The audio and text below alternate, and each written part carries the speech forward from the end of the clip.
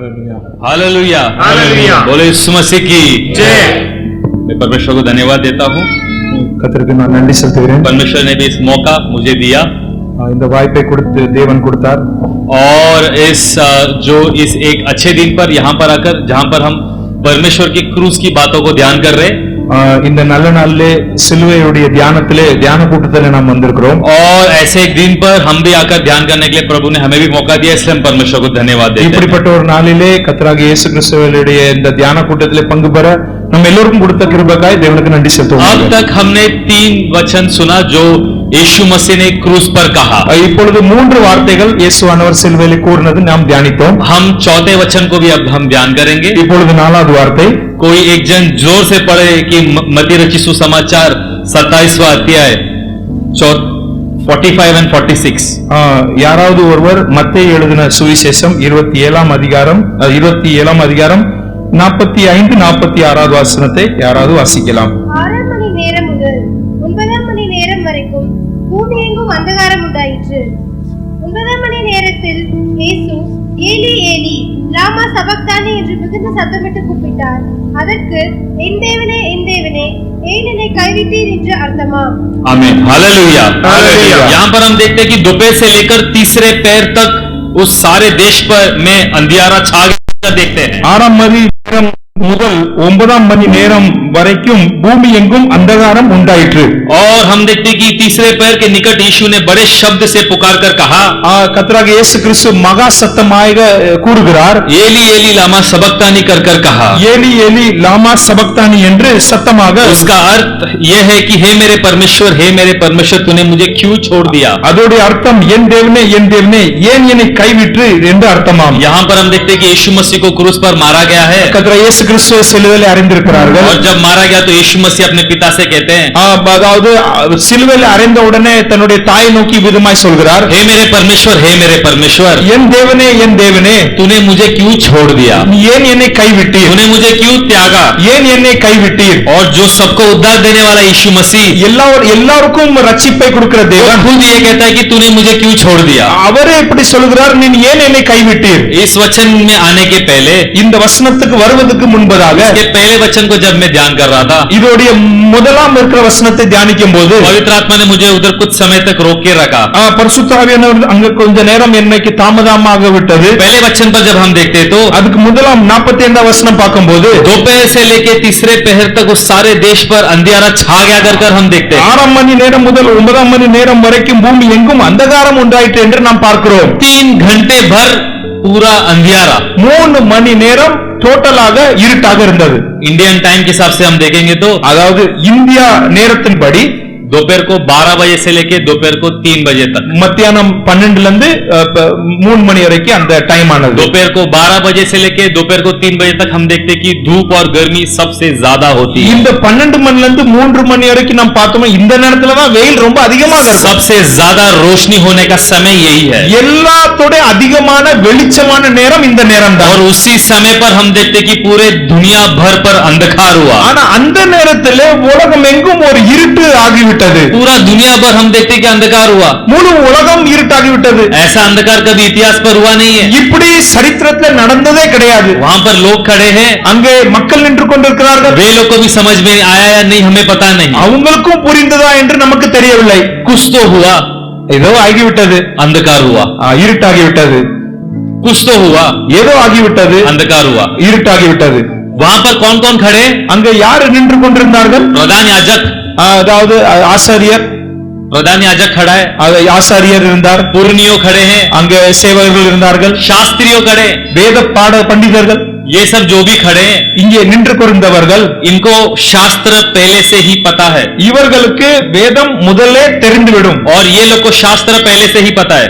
இவர்களுக்கு வேதம் முதலிருந்தே தெரிந்துவிடும். और हम ये बोलते हैं कि जो इसको शास्त्र पता है वे लोग भी उधर खड़े, யாருக்கு வேதம் தெரிந்ததோ அவங்களும் இப்படிமாய் செய்தார்கள். Hallelujah hallelujah. तो हमने ये कहते कि वहां पर कौन कौन खड़े थे, அங்கே யார் நின்று கொண்டிருந்தார்கள். वहां पर खड़े थे याजक, ஆசாரியர் இருந்தார், जिसको शास्त्र पता था, வேதத்தை படித்த ஆசாரியர் இருந்தார். फिर भी उनको समझ नहीं आ रहा था कि क्या चल रहा है। அவருக்கே புரியவில்லை என்ன நடந்து கொண்டிருக்கிறது. ऐसे समय पर हम भी है, இப்படி நேரத்திலே தான் நாமும் இருக்கிறோம். हमें भी शास्त्र पता है, நமக்கும் பைபிள் தெரியும். फिर भी कभी कभी पता नहीं कि आजू बाजू पर क्या चल रहा है, ஆனாலும் நாம் யோசிப்போம் அக்கம் பக்கத்துல என்ன நடந்து கொண்டிருக்கிறது. और उन्हें अगर वो थोड़ा शास्त्र को याद करते तो அந்த பண்டிதர்கள் வேதத்தை சிறிது நேரம் சிந்தித்திருந்தால், अगर ये क्या चल रहा है करके थोड़ा सोचा होता என்னதான் நடந்து கொண்டிருக்கிறது என்று சிந்தித்திருந்தால் तो उन्हें पता चलता, அவர்களுக்கு புரிந்திருக்கும். क्योंकि ये समय लिखा गया है शास्त्र। இப்படி ஒரு காலம் வரும் என்று எழுதியிருக்கிறது. आमोस नाम के नबी ने ஆமோஸ் என்ற தீர்க்கதரிசி 8वां अध्याय 9वां वचन पर लिखा है। 8ஆம் அதிகாரம் 9ஆம் வசனத்திலே இப்படி நடக்கும் என்று எழுதியிருக்கிறது. कोई एक जन पढ़ सकते आमोस 8, 9 और 10। யாராவது படிக்கலாம்? ஆமோஸ் 8ஆம் அதிகாரம் அதோடைய 9, 10 வசனம். அந்நாளிலே நான் மத்தியானத்திலே சூரியனை அஸ்தமிக்க பண்ணி பட்டப்பகலிலே தேசத்தை அந்தகாரப்படுத்தி உங்கள் பண்டிகைகளை திக்கிப்பாகவும் உங்கள் பாட்டுகளை எல்லாம் புலம்பலாகவும் மாற பண்ணி சகல அறைகளிலும் இரட்டையையும் சகல தலைகளிலும் மொட்டையையும் வருவித்து அவருடைய திக்கிப்பை ஒரே பிள்ளைக்காக திக்கிப்புக்கு சமமாக்கி அவருடைய முடிவை கசப்பான நாடாக்குவேன் என்று கர்த்தராகிய ஆண்டவர் சொல்லுகிறார்। Hallelujah, hallelujah. केवल पहले वचन को हम देखेंगे कि उस दिन परमेश्वर यहोवा की वाणी यह है। அதாவது முதல் வசனத்துல இப்படி எழுதியிருக்கிறது, தேவனுடைய சேனைகள் தேவனாய கர்த்தருடைய சத்தம். उस समय सूर्य को दोपहर के समय अस्त करूंगा, அப்பொழுது அதாவது சூரியனை பகல் நேரத்திலே அது அஸ்தமிக்கும், और इस देश को दिन दोपहरी अंधियारा कर दूंगा करके लिखा है।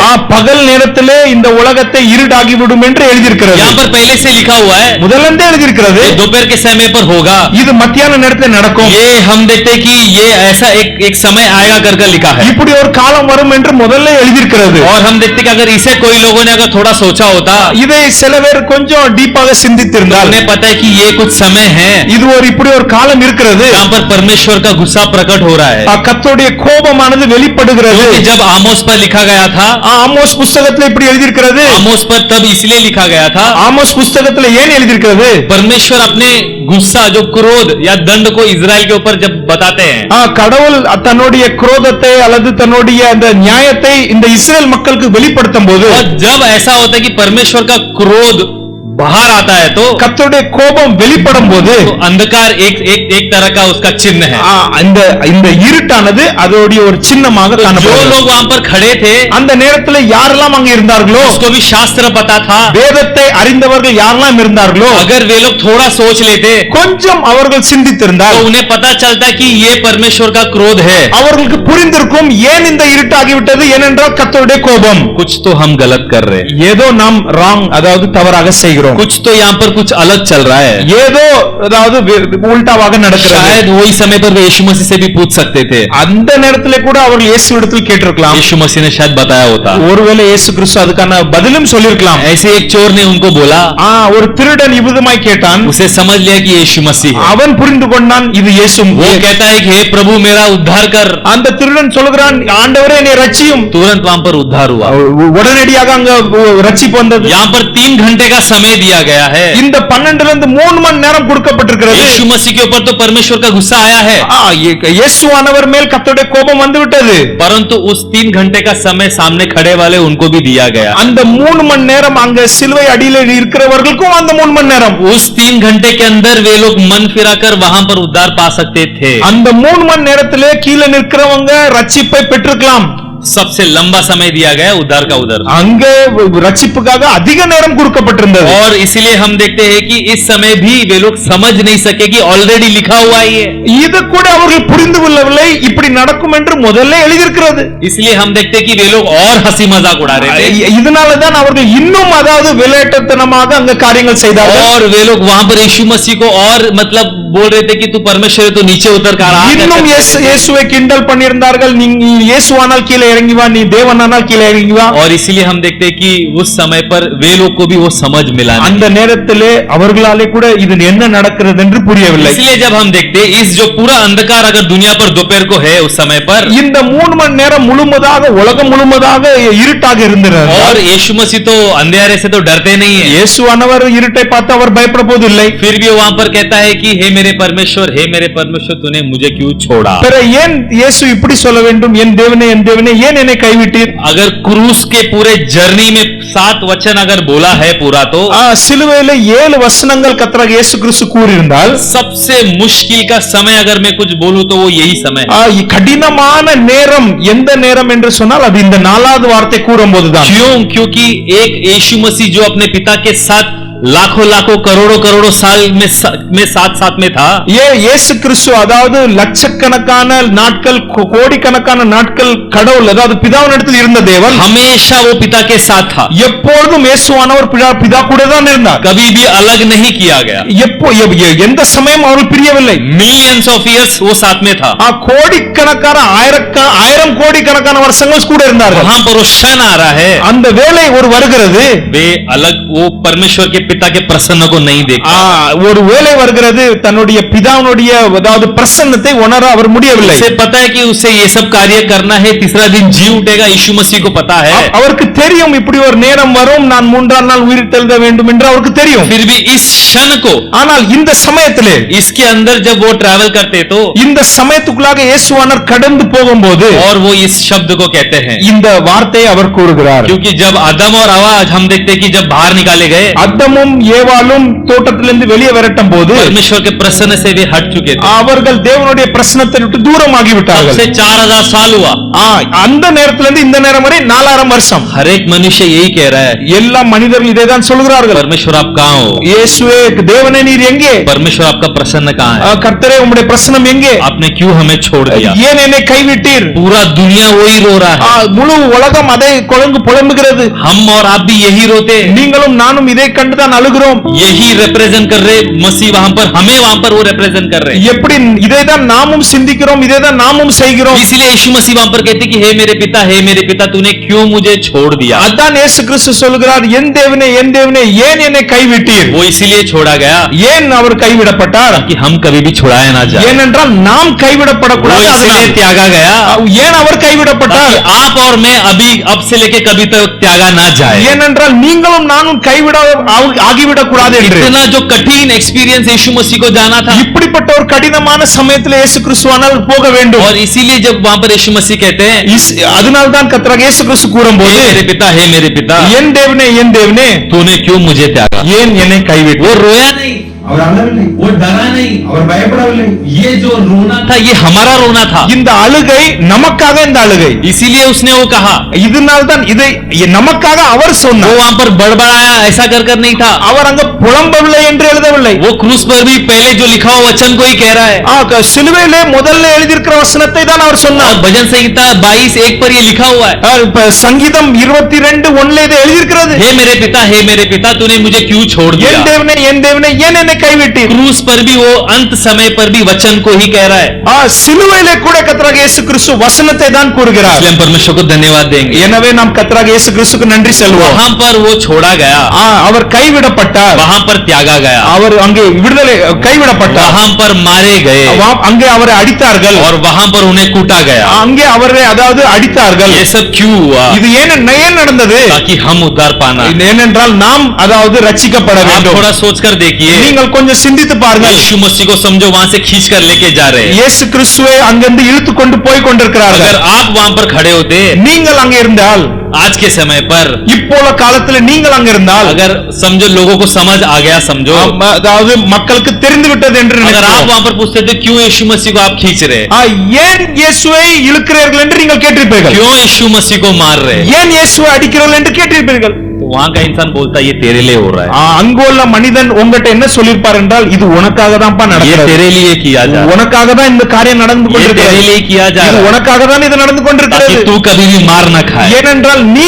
எப்போதும் அடி வாங்க கூடாது, और तू कभी भी न्यात आगे जाए, நீ எப்போதும் கைவிடப்படக்கூடாது, हम कभी भी ना छोड़े जाए। நாம் எப்பொழுதும் கைவிடப்படக்கூடாது। अगर आज के समय पर अगर हम देखें, இப்போல காலத்தில் நாம் பார்க்கும்போது हम देखें कि वहां पर 3 घंटा अंधेरा था, 3 மணி நேரம் இருட்டாக இருந்தது। 3 घंटा देश भर पर अंधियारा। 3 மணி நேரம் தேசம் முழுவதும் இருட்டு.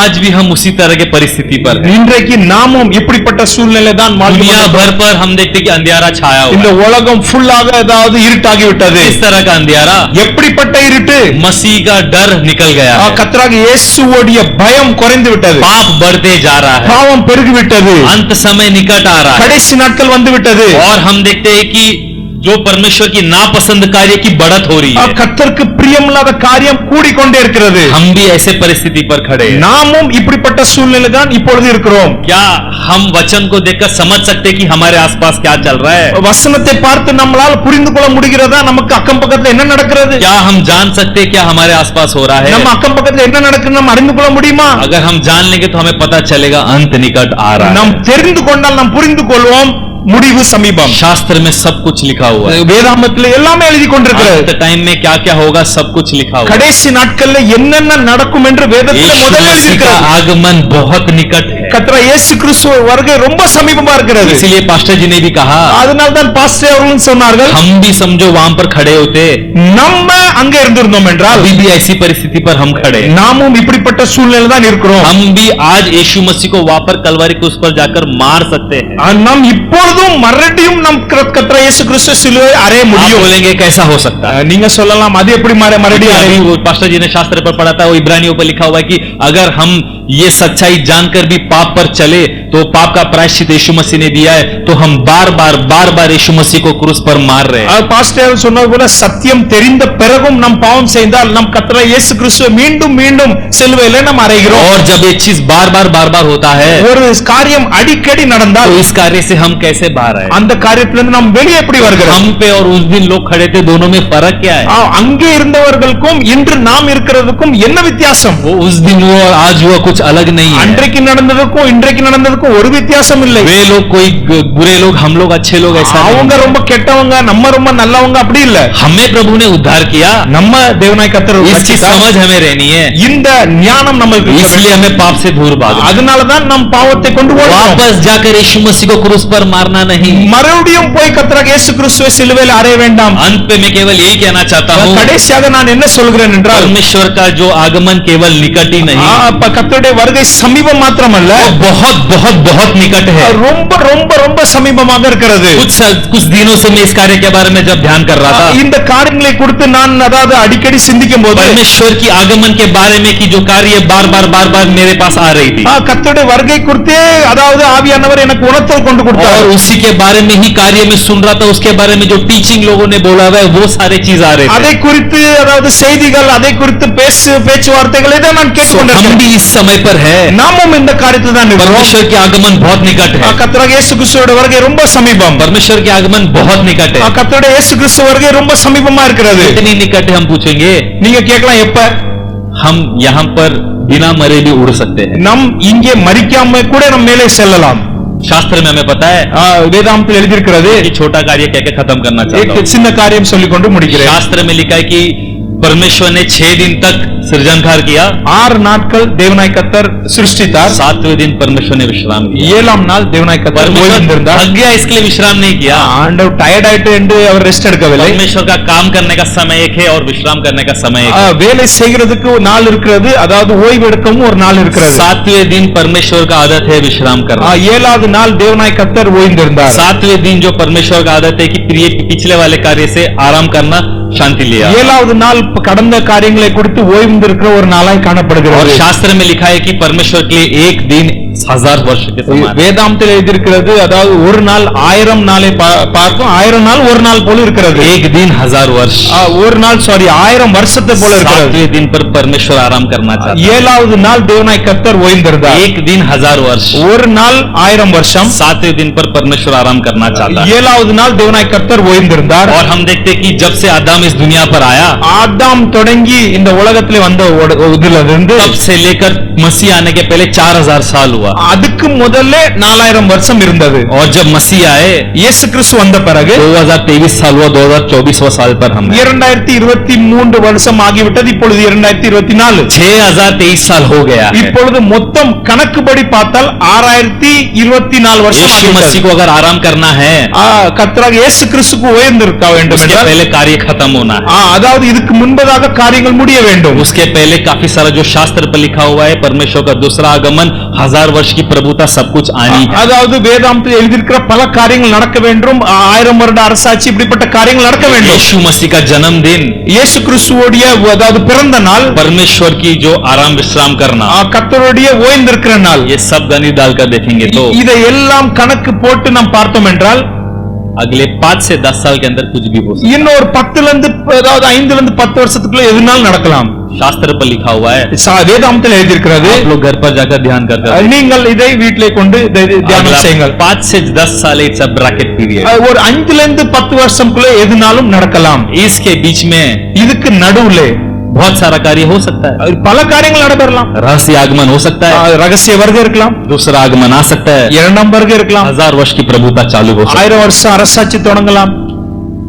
प्रश्न ये है कि हम तैयार है या नहीं। கேள்வி என்ன என்றால் நாம் அதுக்கு தயாராக कभी भी இருக்கோமா? आ सकते कर लिखा गया शास्त्र पर, எப்பொழுது எந்நேரம் தேவன் வரலாம் என்று क्या हम எழுதியிருக்கிறது. तैयार है या नहीं। நாம் ஆயத்தமா? रहस्य आगमन पर हम उठाए ले जाने के लिए तैयार है या அந்த नहीं? ரகசிய வருகையிலே நாம் எடுத்துக்கொள்ள हमें पता है कि समय बहुत कम है। நாட்கள் ரொம்ப கம்மியா இருக்கிறது. बाकी लोग खुश होते रहेंगे कि अरे अच्छा है, जल्दी परमेश्वर आ जाएगा, हम जल्दी छुटकारा पाएंगे। சிலவர் ரொம்ப சந்தோஷமாக இருக்கலாம், கர்த்தர் இயேசு கிறிஸ்து வரட்டும், சீக்கிரம் போயிடலாம். अगर आप ध्यान से सोचेंगे तो நீங்கள் கொஞ்சம் யோசித்து ये செய்யுங்கள். कार्य आपको थोड़ा सा टेंशन देना है, ஒரு காரியம் உங்களை அதாவது டென்ஷன்ல क्योंकि रहस्य आगमन के बाद 1000 वर्ष की प्रभुता आएगी।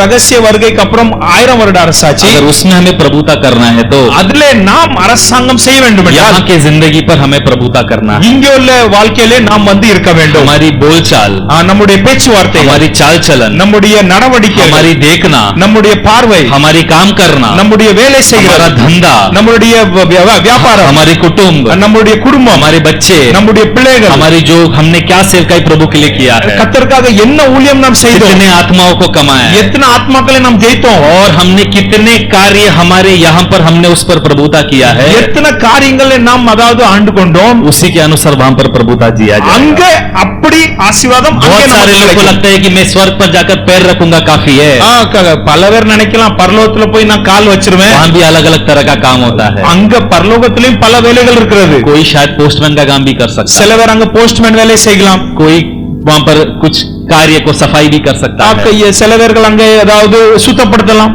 कुछ लोग वहां पर आसन में भी बैठ सकते हैं। அங்கே சிலவர்கள் சிங்காசனத்தில் கூட இருக்கலாம். वहां पर कौन से पोजीशन पे बैठेंगे அங்கே நீங்கள் எந்த இடத்திலே அமர் போகிறீர்கள் वो यहाँ पर डिटरमाइन होगा।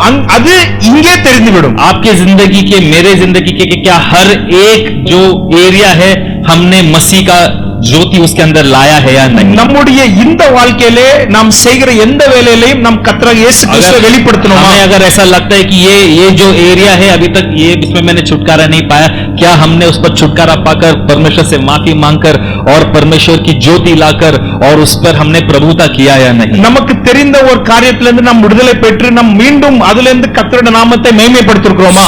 बहुत आवश्यक है, இது ரொம்ப முக்கியம். समय बहुत कम है।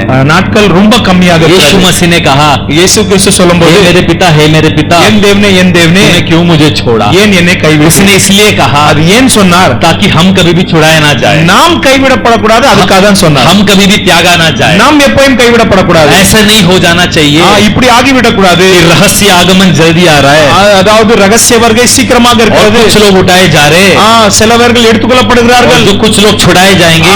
சிலவர்கள் ரட்சிக்கப்படுவார்கள். शास्त्र पर ऑलरेडी लिखा हुआ है। வேதாந்தத்தில் எழுதியிருக்கிறது. तो ऐसे परिस्थिति नहीं आनी चाहिए இப்படிப்பட்ட சூழ்நிலை வரக்கூடாது. जहाँ पर हम परमेश्वर से वापस कहे, நம் மறுபடியும் தேவனிடத்தில் இப்படி சொல்லக்கூடாது. हे मेरे परमेश्वर, हे मेरे என் परमेश्वर, தேவனே, என் தேவனே, तेरे रहस्य आगमन में तूने तूने मुझे क्यों नहीं उठाया? உம்முடைய இரண்டாம் வருகை அல்லது உம்முடைய ரகசிய வருகை ஏன் என்னை ऐसी கைவிட்டீர்? परिस्थिति में हमें वापस नहीं जाना है। அப்படி நாம் சொல்லக்கூடாது என்று நாம் समय தெரிந்து बहुत कम है। நாட்கள் ரொம்ப கம்மி. एक एक क्षण, एक एक मिनट, एक एक दिन हमें देखना है कि परमेश्वर के लिए क्या किया, क्या नहीं किया, क्या सुधारना है, क्या सही करना है, कितना आगे बढ़ना है। ஒரு ஒரு செகண்ட், ஒரு ஒரு நிமிஷம், ஒரு ஒரு மணி நேரம் நாம் யோசிக்க வேண்டும், கர்த்தருக்காக நான் என்னத்தை செய்தேன். ताकि जब हम यहाँ पर हम प्रभुता कर ले, இங்கே நாம் ஆண்டோம் हम என்றால் धैर्य के साथ परमेश्वर के राज्य में जाने நாம் के लिए तैयार हैं। தைரியமாக கர்த்தருடைய ராஜ்யத்துக்குள் பிரவேசிக்க முடியும். यहाँ पर भले ही हमारी थाने ब्रांच छोटी है, ஒருவேளை நம்முடைய தானா சபை கொஞ்சம் சின்னதாக இருக்கலாம். यहाँ पर भले ही कुछ लोग ही सुन रहे हैं, ஒருவேளை இங்கே கம்மி ஆட்கள் தான் இதை ये हो கேட்டுக்கொண்டிருக்கிறார்கள். सकता है இது ஆகலாம். यहाँ के लोग वहाँ पर प्रभुता पर बैठे, இங்கே இருக்க ஆட்கள் அங்க ராஜ்யம் பண்ணலாம். ये हो सकता है। हालेलुया। तो इसके लिए हम तैयार है या नहीं? இதுக்காக நாம் ஆயத்தமா இல்லையா? हम अपने आप को परखे, அதே நாம் நம்மளே நிதானித்து हम अपने आप பார்ப்போம். को जांचे। நம்மளே நாம் நிதானிப்போம். जो परमेश्वर त्यागा गया, இயேசு கிறிஸ்து நமக்காக ताकि கைவிடப்பட்டார். हम कभी भी छुड़ाया ना जाए। ஏன் கைவிடப்பட்டார்? நாம் आप अगर यीशु கைவிடப்படக்கூடாது. मसीह पे आपने और मैंने विश्वास किया நீங்களும் நானும் கர்த்தர் இயேசு கிறிஸ்துவை और விசுவாசித்தார். यीशु मसीह के मार्ग में चलने का अगर हमने एक निर्णय लिया, இயேசு கிறிஸ்துவோடைய மார்க்கத்திலே நடக்க வேண்டும் என்று முடிவெடுத்தார். हम कभी भी त्यागे ना जाए, நாம் எப்போதும் கைவிடப்பட हम மாட்டோம். कभी भी छोड़े ना நாம் जाएंगे। எப்பொழுதும் தியாகப்பட மாட்டோம். ऐसे ही ध्यान करेंगे, இதை நம் மனதில் வைப்போம். परमेश्वर के आगमन के लिए तैयार हो। கர்த்தருடைய வருகைக்காக परमेश्वर ने ஆயத்தப்படுவோம். वचन दिया, परमेश्वर को धन्यवाद करता கர்த்தர் हूं। கொடுத்த வசனத்துக்காக தேவனுக்கு நன்றி इस செலுத்துகிறேன். वचन को यीशु मसीह के नाम से मैं समाप्त करता இந்த हूं। வசனத்தை இயேசு நாமத்தில் முடித்துக் கொள்கிறேன். हालेलुया, ஹalleluya, हालेलुया, ஹalleluya, हालेलुया।